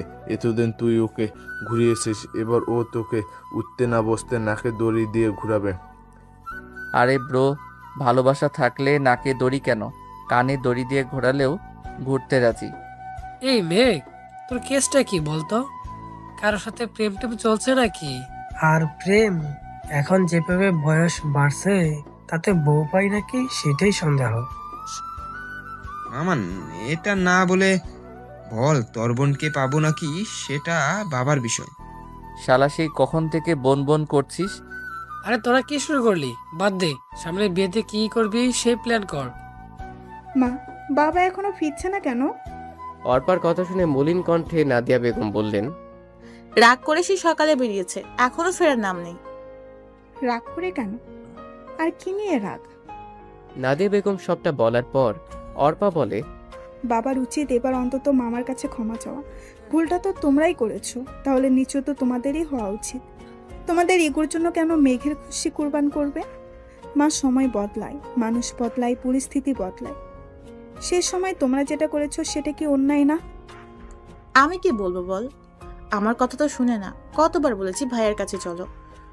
আমি তো সবচেয়ে বড় হতভাগা, নিজের বাবার লাশটাও চোখের দেখা দেখতে পারিনি। জীবনে এই কষ্টের কাছে সব কষ্ট ফিকে মনে হয়। তোর বাবার পায়ে ধরেছিলাম সেদিন, কিন্তু মানুষ তার মন কলেনি। এরপর আমি বুঝেছি আমি ভুল সিদ্ধান্ত নিয়েছি, সব ছেড়ে তাকে বেছে নিয়ে। এরপর থেকে আমার নিজের সব চাওয়া বিসর্জন দিয়েছি। মুখ ফুটে কখনো মানুষটার কাছে নিজের দুঃখের কথা বলিনি। যার সাথে এক বিছানায় 30 বছর কাটালাম, সে আমার পাশে থেকেও সেই হৃদয় ভাঙা আর্তনাদ শুনতে পায়নি। এখন আমার একটাই চাওয়া, তোদের সুখ দেখা, তোদের সুখ দেখে মরেও শান্তি। কিন্তু মা, তুমি একটা ভুল করেছো, কখনো বাবার অন্যায়ের প্রতিবাদ না করে। সে যখন যা ইচ্ছে বলেছে তুমি রিমোট কন্ট্রোল পুতুলের মতো তাই করেছো। এর জন্য বাবা নিজের ভুল কখনো বুঝতে পারেনি। এবার নিজের ছেলের জন্য একটু প্রতিবাদী হও। কি করব বল? আমি কখনো কারো মুখের উপর কথা বলতে পারি না। এবার এক কাজ করো, বাবার নাম্বার ব্লক করে দাও। এরপর যখন বাসায় আসবে, রিনাকে দিয়ে বাবার খাবার দিবে। তুমি বাবার সাথে কথা বলবে না। তারপর বাবা যখন তোমাকে কিছু জিজ্ঞেস করবে, তখন তুমি মেঘকে ডেকে আনবে। তারপর আমি যা যা শিখিয়ে দিচ্ছি সেরকম ভাবে কথা বলবে। জানি এত সহজ না কাজটা, তবুও চেষ্টা তো করতে হবে।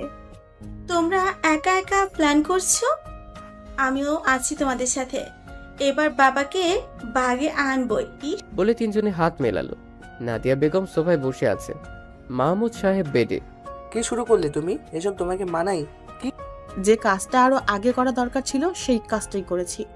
আপনার জন্য নিজের বাবার সম্মান ধুলোয় মিশিয়ে দিয়ে চলে এসেছিলাম, অথচ যে মানুষটা 17 বছর আদর, স্নেহ, যত্ন, ভালোবাসা দিয়ে বড় করলো, এক মুহূর্তে তার সবকিছু ছেড়ে আপনাকে ভালোবেসে আপনার কাছে চলে এসেছিলাম।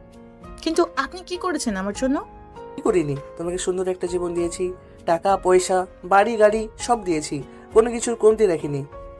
কমতি রাখেননি? না, কোনো কিছুর কমতি রাখিনি। যেই ভালোবাসার টানে সব ছেড়ে চলে এসেছিলাম, আপনি আমাকে সেই ভালোবাসা দিয়েছিলেন। প্রেম করার সময় সারা রাত জেগে কথা বলতাম আমরা, তখন আপনার ঘুমে ডিস্টার্ব হতো না। অথচ একদিন বলেছিলাম চলো আজ সারা রাত চন্দ্রবিলাস করব, আপনি বলেছিলেন আপনার কাছে বেহুদা সময় নেই। আচ্ছা এটা বলেন, শেষ কবে আমাকে বলেছেন তোমাকে এই ড্রেসে মানিয়েছে খুব? দেখো, বিয়ের বছর ঘুরতে না ঘুরতেই ওর পাশের সুখবর আসলো। তারপর আমি শুধু কিভাবে টাকা আর্ন করা যায় সেটা ভেবেছি। টাকা টাকা, এই টাকার নেশা আপনাকে নিজের পরিবার থেকে দূর করে দিয়েছে। তোমার বাবা শুধুমাত্র এই টাকার জন্য তোমার বিয়ে অন্য কোথাও দিয়ে দিয়েছিল। সেদিন যদি আমার টাকা থাকতো তাহলে তারা আমাকে রিজেক্ট করতো না। তোমার সাথে আমাকে মানাবে না, কি সুন্দর কথা মুখের উপর বলে দিল। তোমার ভাই বলেছিল আমার বোন মাসে যত টাকা কসমেটিক্স ব্যবহার করে আমাদের পুরো পরিবারের তা দিয়ে মাস চলে যায়। সেদিন আমি ঠিক করেছিলাম জীবনে এত টাকা ইনকাম করব, দেখিয়ে দেবো তোমার পরিবারকে। আপনি আমাকে ভালোবেসেছেন নাকি আমার পরিবারকে? আমি কি কখনো আপনার টাকা দেখেছি? দেখেছিলাম আমার প্রতি আপনার ভালোবাসা, অথচ বিয়ের পর সেটাই হারিয়ে ফেলেছি। দেখো, এত ঝামেলা আমার ভালো লাগে না। থাকতে হলে থাকো, না হলে তোমার যেটা ইচ্ছা করো। আমি গেস্ট রুমে যাচ্ছি, সারাদিন কাজ করেছি, আমি টায়ার্ড। মাহমুদ সাহেব চলে যেতেই অর্পা রুমে প্রবেশ করলো, নিজের মায়ের পাশে বসে বলে, কি বলবো, তোমাকে জানা নেই। যতটুকু বুঝলাম বাবা নিজের ভুলটা কখনোই বুঝবে না। তার দাম্ভিকতা তাকে সেটা বুঝতে দেবে না। আমি কাল ভাইয়ের কাছে চলে যাব। এই মানুষটা আমার মানুষ না। যে মানুষটার উপর ভরসা করে এসেছিলাম, এই মানুষটা কিছুতেই সেই মানুষটা না। আজ তোদের নানুর কথাটা খুব ভাবাচ্ছে। সে বলেছিল প্রেম করা আর বিয়ে করে সংসার করাটা এক নয়। প্রেমিক আর স্বামীর মধ্যে আসমান জমিন তফাৎ। আম্মু এত বছর যেখানে যাওনি, না নানুর মৃত্যুর সময়ও যাওনি, সেখানে যাবে? হ্যাঁ যাব, ভাইয়ের পা ধরে ক্ষমা চাইবো। একটা মেয়ে নিজের বিয়ের আসরে তার বয়ফ্রেন্ডের সাথে পালিয়ে গেলে সেই পরিবারকে কি কি সহ্য করতে হয় সেটা এখন বুঝি। তাই আমি চলে যাব। যদি তোর বাবা নিজের ভুল বুঝে আমাকে ফিরিয়ে আনে তবেই ফিরে আসবো। ছাদে বসে ওরা সবাই আড্ডা দিচ্ছে। এর মধ্যে মেঘ বলল, আমি পানি খেয়ে আসি। সাবধানে বাবা, যাতে তোকে দেখে না ফেলে। দেখলে বলবো মামা আমি শতহোক আপনার ভাগ্নে। সারা জীবন শুনেছি মামা ভাগ্নে যেখানে আপদ নাই সেখানে। শালা নিজে তো মরবি সাথে অপূর্বকে নিয়ে। মেঘ নিচে এসে আস্তে করে পূর্ণার রুমে ঢুকে পড়ল। রাত তখন প্রায় 2টা ছুঁয়েছে। পূর্ণা তখনও পড়ায় ব্যস্ত। হঠাৎ করে মেঘকে দেখে বলে, আপনি? পূর্ণার কথা হয়তো মেঘ শুনতে পায়নি। আস্তে করে এসে পূর্ণার পাশে বসে বলে, আমার ভাই পাঠিয়েছে তোমাকে পড়াতে। আপনি বললেই আমি বিশ্বাস করব?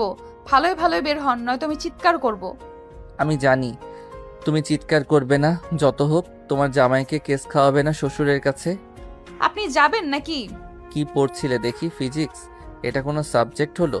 তোমরা সুন্দরী মেয়েরা পড়বে কেমিস্ট্রি, রসায়ন। দেখুন আপনি প্লিজ চলে যান। কেউ দেখে ফেললে আমার কিছু না হলেও আপনার চরিত্রে দাগ লাগবে। কবি বলেছেন সুন্দর মেয়েরা ফিজিক্স পড়বে না। ভালোবাসি সুইট বউ। উঠে দাঁড়িয়ে হুট করে পূর্ণাকে জড়িয়ে ধরে বলে, যেদিন তুমি বুঝবে সেদিন শুধু আমাকেই খুঁজবে। তারপর কানের কাছে মুখ এনে বলে, বুঝবে যেদিন, খুঁজবে সেদিন, জানি খুঁজবে সেদিন, পাবে না খুঁজে আমাকে। বলেই চলে গেল। পূর্ণার সাথে সাথে দরজা লক করে দিল। পূর্ণা নিজের বুকের ধুকপুক শব্দ শুনতে পাচ্ছে। আচ্ছা এই মানুষটার স্পর্শ আমাকে এইভাবে এলোমেলো কেন করে দেয়? জগ থেকে এক গ্লাস পানি খেলো। জোরে জোরে শ্বাস নিয়ে নিজেকে শান্ত করার চেষ্টা করছে। কিছুক্ষণ পর আবার টেবিলে বসলো। মেঘ সিঁড়িতে আসতেই হুট করে তার কিছু একটা মনে পড়লো। তারপর মনে মনে বলে, মেঘ এত বড় ভুল কিভাবে করলি? পূর্ণার এক দৃষ্টিতে তাকিয়ে আছে খাতার দিকে। এই হ্যান্ডরাইটিং পূর্ণার খুব পরিচিত। পূর্ণা দ্রুত উঠে তার চিরকুটগুলো বের করলো। Same to same. পূর্ণার চোখ অশ্রু ঝরছে। সুখের অশ্রু নাকি কষ্টের সেটা বোঝা যায়। দ্রুত উঠে নিজের রুমের দরজা খুললো। আশপাশে তাকালো, না মানুষটা আশপাশে নেই। দরজার পাশে দেয়ালে হেলান দিয়ে দাঁড়িয়ে চোখ বন্ধ করে আছে। ইচ্ছে করছে এখনই ছুটে যেয়ে মানুষটাকে জড়িয়ে ধরতে, একদম লুকিয়ে ফেলতে বুকের বাঁ পাশে। উফ, কি সুখ সুখ একটা অনুভূতি। পূর্ণার চোখে সবকিছু কেমন ভেসে উঠছে। মেঘের সব অসহ্য কাজগুলো ভেবেও কেমন চোখ মুখ লাল হয়ে উঠছে। কবি হয়তো ঠিক বলেছেন, প্রেমে পড়ার মতো সুন্দর আর স্নিগ্ধ অনুভূতি দ্বিতীয়টি নেই। কি অদ্ভুত সুখকর অনুভূতি। হঠাৎ কারো কণ্ঠে চোখ মেলে তাকালো পূর্ণা। কিরে তুই এখানে কি করছিস? অপূর্বর কথা শুনে খানিকটা ঘাবড়ে গেল, তবুও নিজেকে সামলে বলে, ভাইয়া পানি আনবো টেবিল থেকে, কিন্তু একটু আগে ডাইনিং রুমে যেন কার ছায়া দেখতে পেলাম, তাই ভয় করছে। আরে বোকা, ওটা তো মেঘ ছিল। আর তুই আমার সাথে আয়, এত ভীতু হলে চলে? মেঘ ভাইয়া এখন কোথায়? কোথায় আবার ছাদে? তুই কেন জিজ্ঞেস করছিস? মনে হলো তুমি আমাকে মিথ্যে সান্ত্বনা দিচ্ছ, তাই কনফার্ম হলাম সত্যি আমাদের বাসায় এখনো আছে নাকি। আজ আমাদের বাসায় থাকবে ওরা। কিন্তু বাবা দেখে ফেললে? দেখবে কি করে? একটু পর রুমে এসে ঘুম দিব, উঠে দেখবো বাবা অফিসে। পূর্ণা এক গ্লাস পানি নিয়ে বলে, আমি রুমে যেয়ে খাবো। রুমে এসে দরজা বন্ধ করে বলে, ভালোবাসি আপনাকে, শুনছেন? ভালোবাসি আপনাকে।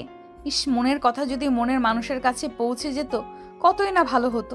উফ, এখন টুক করে তার মনের নোটিফিকেশন চলে যেত, তার পূর্ণা তাকে ভালোবাসি বলছে। আপনার নাম মনে আসতেই লজ্জা ঘিরে ধরছে কেন আমাকে? আমি কেন আগে বুঝলাম না আমার চিরকুট কুমার আপনি? আচ্ছা ভালোবাসেন যখন, তখন মুখ ফুটে বলছেন না কেন? একবার তো অন্তত চোখে চোখ রেখে বলুন ভালোবাসি। আমার এত সুখ আমি কই লুকাবো প্রাণ? নিয়াজ আহমেদের সামনে মাথা নিচু করে বসে আছে নাদিয়া বেগম। কুলসুম, আমার চোখের সামনে থেকে সরে যেতে বলো। এত বছর পর কেন এসব নাটক করছে তা বুঝতে পারছো তো? ভাইয়া আমি ভুল করেছি, মানছি তো, প্লিজ ক্ষমা করে দাও। জানি এই ভুলের ক্ষমা হয় না, তবুও আমাকে আর পর করে রেখো না। 30টা বছর তোমাদের ছেড়ে একা কাটিয়েছি। মেয়েদের বিয়ের পর বাপের বাড়ি থাকে, সুখ দুঃখ ভাগ করে নেওয়ার আশ্রয়স্থল, কিন্তু আমার ছিল না। একা একা নিজেকে সামলেছি। আমি মানছি আমি ভুল করেছি, তবে এবার তুমি মেরে ফেললেও আমি ফিরে যাব না। দেখুন, আপনার সাথে আমাদের কোনো সম্পর্ক আগেও ছিল না, এখনো নেই। দয়া করে আমাদের সুখের সংসারে নজর দিবেন না? ভাইয়া এভাবে পর করে দিও না। আমি মাহমুদকে ছেড়ে চলে এসেছি। বাহ, খুব ভালো কাজ করেছেন। তা যখন আপনার বাবা মা মারা গেল তখন কেন আসলেন না? তখন তো কি নিজের বাবা মাকে শেষ দেখার ইচ্ছে হয়নি? এসব নাটক বন্ধ করুন আর বের হন আমার বাসা থেকেই। আমি সেদিন আসতাম, কেউ আমাকে আটকাতে পারতো না। 9 মাসের একজন গর্ভবতী মহিলা একা একা ঢাকা থেকে চট্টগ্রাম কিভাবে যেতে পারে? তোমাকে কতবার কল করেছি, তুমি কি করেছিলে ভুলে গেছো? আমার নাম্বার ব্লক করে দিয়েছো। মাহমুদকে বারবার বলছিলাম, পায়ে ধরছিলাম, কিন্তু সেও তো কম জেদি নয়। তোমাদের জেদের জন্য আমি নিজের বাবা মাকে শেষবারের মতো দেখতে পারিনি। আমার কারো প্রতি অভিযোগ নেই, তবুও চাই সব পেছনের কথা ভুলে সামনে এগিয়ে যেতে। কেন বিয়ে করেছিলি মাহমুদকে? নিজের বিয়ের আসর ছেড়ে আমাদের কোম্পানির সামান্য একজন স্টাফের হাত ধরে পালিয়ে যাওয়ার আগে তোর একবারও আমাদের সম্মানের কথা মনে পড়লো না? তোমরা আমার কাছে আর কোনো পথ খোলা রাখোনি। আমি কতবার বলেছি বিয়ে আমি মাহমুদকে করব, নয়তো মরে যাব, কিন্তু তোমরা নিজেদের অহংকারের কাছে আমার কষ্ট দুঃখ দেখোনি। ঠিক আছে, আমি চলে যাচ্ছি, আর কখনো আসবো না। নাদিয়া বেগম দরজার কাছে আসতেই নিয়াজ আহমেদ দৌড়ে এসে বোনকে জড়িয়ে ধরে। বহু বছর পর দুই ভাই বোন নিজের কষ্ট অশ্রুপাতের মাধ্যমে প্রকাশ করছে। মাহমুদ সাহেবের ঘুম ভাঙল বেলা 9টায়। ঘড়ির দিকে তাকিয়ে দ্রুত উঠে বসলেন। আশপাশে তাকিয়ে নিজেকে গেস্ট রুমে আবিষ্কার করে রাতের ঘটনা মনে করলেন। ধীর পায়ে নিজের রুমের সামনে যে আস্তে করে দরজা খুলে ভেতরে প্রবেশ করলেন। রুমটা একদম পরিপাটি। বেডের ঠিক মাঝখানে গ্লাসের নিচে একটা কাগজ দেখা যাচ্ছে। আশপাশে ভালোভাবে লক্ষ্য করলেন না, কারো উপস্থিতি টের পাওয়া যাচ্ছে না। হাত বাড়িয়ে কাগজটা হাতে নিলেন। কাগজের কালো অক্ষরগুলোতে চোখ বোলালেন। কাগজটা ভাঁজ করে ড্রয়ারে রেখে ফ্রেশ হয়ে নাস্তার টেবিলে আসলেন। নাস্তার টেবিল আজ ফাঁকা। নাদিয়া বেগম ছাড়া বাড়িটা মনে হয় মৃত। দেহে আছে কিন্তু প্রাণ নেই। ঘরের স্ত্রী, ঘরের প্রাণ। আজ প্রাণটাই নেই। জগ থেকে এক গ্লাস পানি ঢেলে নিলেন। এর মধ্যেই দেখলেন মেঘ আর অন্তরা বের হচ্ছে। কোথায় যাচ্ছ তোমরা? অন্তরাকে হোস্টেলে দিয়ে আমিও একটা ব্যাচেলার রুম খুঁজে নেব। আম্মুকে ছাড়া এই বাড়িতে থাকা সম্ভব নয়। তোমার মা না হয় পরের বাড়ি মেয়ে, কিন্তু তোমরা তো এবারই, তাহলে তোমরা কেন যাবে? যেখানে আমাদের মায়ের সম্মান নেই সেখানে আমরা থাকবো না। আর আমাদের বাড়ি আর মায়ের বাড়ি আলাদা। এটা আগে বললে মাকে নিয়ে একটা আমাদের বাড়ি বানাতাম, যেখানে আমার তোমার নেই, সব কিছু থাকতো আমাদের। বোলেরো দুজন বের হয়ে গেল। নিয়াজ সাহেব সোফায় চুপ করে বসে রইলেন। টাকার পিছনে ছুটতে ছুটতে কখনো নিজের মানুষদের নিয়ে ভাবার সময় হয়নি। আজ যেন সবাই তাকে চোখে আঙুল দিয়ে দেখাচ্ছে টাকা থাকলেই হয় না, নিজের মানুষ ছাড়া টাকা মূল্যহীন। কত বছর পর মামা বাড়ি যাচ্ছি। তোর মামা বাড়ি আমার, তো শ্বশুর বাড়ি স্পেশাল ট্রিট পাবো। মামা তো ঝাঁটা মেরে তাড়িয়ে না দেয় আবার। চুপ, বেশি কথা। তুই যা, আমি রাতে আসবো। অন্তরাকে রিকশায় উঠিয়ে দিয়ে মেঘ দোকান থেকে একটা সিগারেট কিনে ধরিয়ে মনের সুখে টানতে টানতে প্রায় পূর্ণার কোচিংয়ের সামনে চলে এসেছে। পূর্ণা কেবল কোচিংয়ে ঢুকবে এমন সময় মেঘকে থেকে থেমে গেল। জোরে জোরে শ্বাস নিয়ে খানিকটা সাহস জুগিয়ে মেঘের হাত থেকে সিগারেট টেনে নিল। মেঘ সামনে না তাকিয়ে বলে, শালা, সাহস তো কম না, মেঘের হাত থেকে সিগারেট ধরিস? আপনি সিগারেট কেন খাচ্ছেন? আমি তো আপনাকে ভালো ভেবেছিলাম। তো ভালো ভাবতে কে বললো? দেখুন, এসব সিগারেট খাওয়া চলবে না। আমি অল্প বয়সে বিধবা হতে চাই না। মেঘ পূর্ণার হাত শক্ত করে ধরে হাঁটা শুরু করলো। কিছু দূর যে একটা সিএনজি ডেকে সেটাতে উঠে পড়লো। একটা অ্যাপার্টমেন্টের সামনে এসে সিএনজি থামলো। পূর্ণা বলে, কি করছেন? আমার পড়া আছে, সামনে আমার পরীক্ষা। ও থাকতে না খেয়ে থাকতে চাই না। এখন তুমি আমার সাথে আমার বাসায় যাবে, আমাকে নিজের হাতে রান্না করে খাওয়াবে। হোয়াট? আমি আপনার বউ হলাম কবে? মেঘ ভাইয়া এসব কি বলছেন? আমাকে কোথায় নিয়ে আসলেন? এটা তো আপনার বাসা না। কে বলেছে এটা আমার বাসা না? এটা তো আমাদের ছোট্ট সংসার। হাত ছাড়ুন প্লিজ ভাইয়া। আরেকবার ভাইয়া বললে সোজা লিপ কিস করব। চুপচাপ আমার সাথে চলো। পূর্ণা মেঘের সাথে একটা ফ্ল্যাটে ঢুকলো। মেঘ ডোর লক করতেই পূর্ণা কেঁপে উঠলো। মেঘ মুচকে এসে বলে, ভয় পাচ্ছ আমাকে? না, আপনাকে ভয় কেন পাবো? আপনি কি বাঘ নাকি যে খেয়ে ফেলবেন? মেঘ এক পা দুপা করে পূর্ণার একদম কাছে চলে আসলো। পূর্ণা চোখ বন্ধ করে কোনো মতে বলল, আপনি এটা করতে পারেন না। মেঘ পূর্ণার কোমর ধরে নিজের সাথে মিশিয়ে নিয়ে কানের কাছে মুখ নিয়ে বলে, পশু পাখিকে ভয় পাওয়ার কিছু নেই, তবে একজন প্রাপ্তবয়স্ক পুরুষের সাথে একাকী কোনো কিশোরী থাকলে তাকে তো ভয় পেতে হয়। পূর্ণা মেঘের পিঠ তার ধারালো নখ দিয়ে আঁকড়ে ধরল। দুজন শুধু দুজনের হার্টবিটের শব্দ শুনতে পাচ্ছে। মেঘ আস্তর করে পূর্ণার পিঠ থেকে ব্যাগটা নিয়ে পূর্ণার থেকে দূরে সরে আসলো। পূর্ণা তখনও চোখ বন্ধ করে জোরে জোরে শ্বাস নিচ্ছে। মেঘ পূর্ণার সামনে তুড়ি বাজিয়ে বলে, এই মিসেস মেঘ, সোজা কিচেনে যান আর আমার জন্য কিছু বানিয়ে নিয়ে আসুন। পেটের মধ্যে ইঁদুর দৌড়াচ্ছে। কিচেন কোন দিকে? তুমি যেখানে দাঁড়িয়ে আছো সেখান থেকে সোজা। কিচেনে এসে পূর্ণা প্রথমে আটা গুলে নিল, তারপর কড়াইতে ঘি ঢেলে এলাচ, তেজপাতা, দারুচিনি দিয়ে একটু ভেজে নিয়ে সুচি দিয়ে একটু ব্রাউন কালার করে ভেজে নিয়ে তাতে পানি দিয়ে দিল। তারপর তাতে চিনি, কাজু, কিশমিশ অ্যাড করে আর একটু নাড়াচাড়া করে উঠিয়ে নিল। মেঘ পূর্ণার দিকে তাকালো, কোমরে ওড়না বাঁধা, চুলগুলো খোপা করা, পরনে আকাশি রঙের 3 পিস। মেঘ পূর্ণার চুলগুলো আস্তে করে খুলে দিল। সরি, আমি খেয়াল করিনি। বলে পিঠে হাত দিয়ে দেখে চেন তো আটকানো। মেঘ হেসে বলে, আজ খোলা থাকলেও সমস্যা নেই। আমার বউ, আমার সম্পত্তি, আমি না দেখলে কে দেখবে? তা রাঙা বউ, রান্না করতে পারো তো নাকি না খেয়ে থাকতে হবে? রান্না কেমন হয়েছে? সব মশলা পারফেক্টভাবে দিয়েছো, ভালো তো হবেই। তাহলে এবার আমি সবটা বলি, আপনি রান্না করুন। না মানে আমার ভুল হয়েছে। তোমার হাতের ছোঁয়া পেয়ে রান্না অমৃত হয়ে গেছে। হাতটা দাও তো, একটা চুমু খাই। বিয়ের পরে রান্নার ভরপুর প্রশংসা করবেন। প্রশংসা পছন্দ হলে পরের বেলায় খাবার পাবেন, নয়তো উপোস রাখবো। চলো বিয়েটা করে ফেলি। আমার বাবাকে বলুন। আর এখন আমার যেতেই হবে, নয়তো বাসা থেকে খোঁজ করা শুরু হয়ে যাবে। চলো আজ তোমাকে নিয়ে একসাথে শ্বশুর বাড়ি যাব। পূর্ণা নিজেকে একটু গুছিয়ে নিয়ে আয়নায় তাকিয়ে বলে, আপনি আমাকে কিভাবে ভালোবাসলেন? এভাবে ওভাবে কিভাবে যেন বেসে ফেলেছি। আপনি তো আমাকে প্রপোজ করেননি।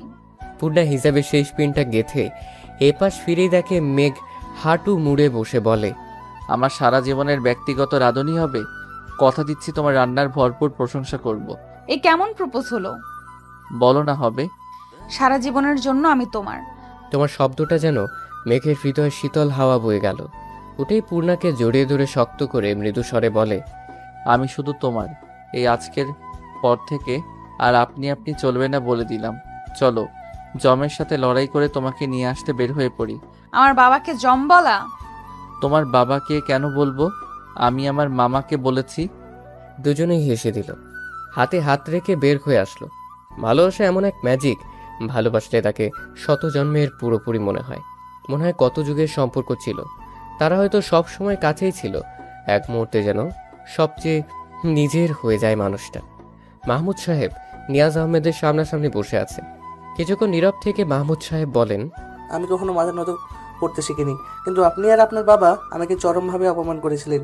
হ্যাঁ, আমি মানছি তখন আপনার পরিবারের মেয়ের সাথে আমার রিলেশন করার যোগ্যতা ছিল না, কিন্তু মন কি টাকা দেখে আমি বুঝেছিলাম পুরো পৃথিবীতে আপনার বোনের মতো আমাকে কেউ ভালোবাসতে পারবে না। তাই তাকে ছাড়ার সাহস আমার হয়নি। বারবার আপনার বাবার আর আপনার সামনে নত হয়েছি। আপনারা আমাকে কুকুরের মতো তাড়িয়ে দিয়েছেন। এভাবে আমি নিতে চাইনি, আপনারা বাধ্য করেছেন। সেসব কথা এখন টানতে চাই না। আমি আমার নত হয়ে ক্ষমা চাইছি। আমার বউকে আমার কাছে ফিরিয়ে দিন, আর আমার সন্তানদের তার নানার বাড়ি ফিরিয়ে দিন। আমার ছেলেটাকে তার ভালোবাসা ফিরিয়ে দিন। আমি যদি বলি আমার বোনকে ফিরিয়ে দিন তার বাবা মাকে, পারবেন? আমার মা বাবার তার মেয়েটাকে শেষবারের মতো দেখার জন্য ছটফট করতে করতে মারা গেছে। রাগ অভিমান একদিন মিটে যায়, কিন্তু সময়ের সাথে বাড়তে থাকে ক্ষতগুলো। কিভাবে মেটাবেন? জানি না কোন ভাষায় ক্ষমা চাইবো, তবুও বলবো নিজের ঘৃণ্য অতীত ধরে রেখে বাচ্চাদের বর্তমান নষ্ট করবেন না। আমরা যা ভুল করেছি তার শাস্তি ওদের দেবেন না। নাদিয়া বেগম অবাক নেত্রে নিজের প্রিয়তমকে দেখছে। এই তো সেই মাহমুদ যার জন্য পৃথিবীর সবকিছু ত্যাগ করতে রাজি নাদিয়া বেগম। কোথায় হারিয়ে গিয়েছিল এই মানুষটা? মাহমুদ সাহেব উঠে নাদিয়া বেগমের হাত ধরে বলে, সব ভুলগুলো ভুলে যাও। এবার থেকে তুমি তোমার মাহমুদকে দেখার পাবে। আবার চলো সাজিয়ে তুলি বাকি জীবনটা। নাদিয়া বেগমের চোখ থেকে কয়েক ফোঁটা অশ্রু নড়ে পড়ল। এ যেন সুখের অশ্রু। সবাই নিজেদের মধ্যে সব মিটিয়ে নিচ্ছে। এমন সময় মেঘ আর পূর্ণা বাসায় ফিরল। অন্তরা বলে, মিয়া বিবি চলে আসছে, পরিবারও রাজি, এবার খবর দাও কাজী। শালা, আমার নাকের ডাগায় বসে আমার বোনের সাথে প্রেম করলি আর আমি জানতে পারলাম না। হায় আফসোস। সুমন্দি, তুই তো তোর প্রেমিকারে নিয়ে পাগল। এসব দেখার টাইম কই তোর? নিয়াজ সাহেব মেঘের সামনে এসে বলে, দেখতে ঠিকঠাক, কিন্তু কাজ কাম কিছু করো নাকি বাপের হোটেলে খাও। শেষ পর্যন্ত আমার মেয়ের জামাই হয়েই দম নিলা।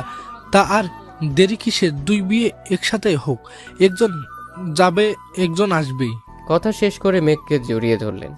পরের শুক্রবার ধুমধামে বিয়ে হয়ে গেল। সবাই সবার জীবনে আনন্দিত। মেঘ বারান্দায় বসে পায়ের উপর পা তুলে মোবাইল নিয়ে ব্যস্ত। পূর্ণা এসে মোবাইলটা টান দিয়ে নিয়ে বলে, তোমার সামনে এত সুন্দরী বউ থাকতে মোবাইলে কি? বউ আমারে যে কষ্ট দিছে তার শোধ তুলতে হবে না? শাস্তি হোক ভালোবাসাময়। আমার গালে ঠোঁটে হাজার হাজার চুমু দিয়ে প্রতিশোধ নাও। বউ আমার শাস্তি চাইলো, না দিয়ে পারা যায় নাকি? মেঘ পূর্ণাকে কোলে তুলে নিল।